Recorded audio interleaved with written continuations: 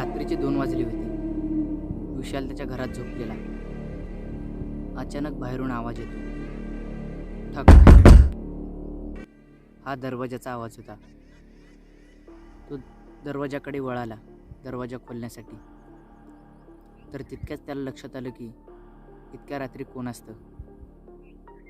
इतक्या रात्री कोण असतं असं त्याने विचार केला आणि तो दरवाजाजवळ गेला आणि बाहेरून आवाज आला, विशाल बाळा, विशाल बाळा, दरवाजा खोल.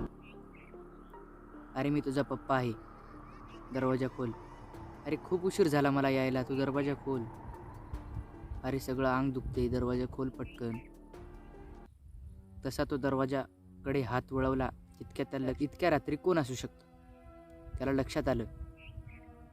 पप्पा तर घरात झोपलेत.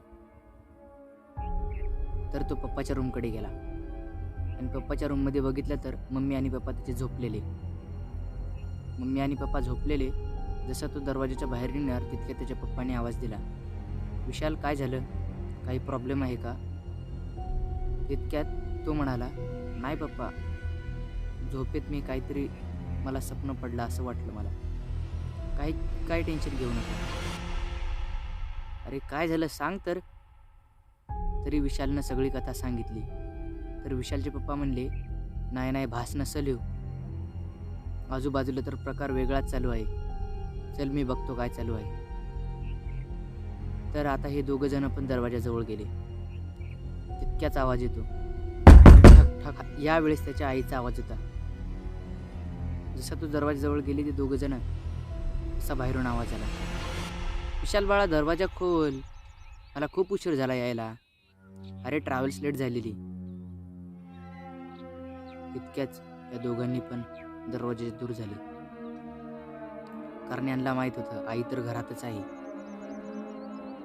तर हे दोघं मागे शिरले.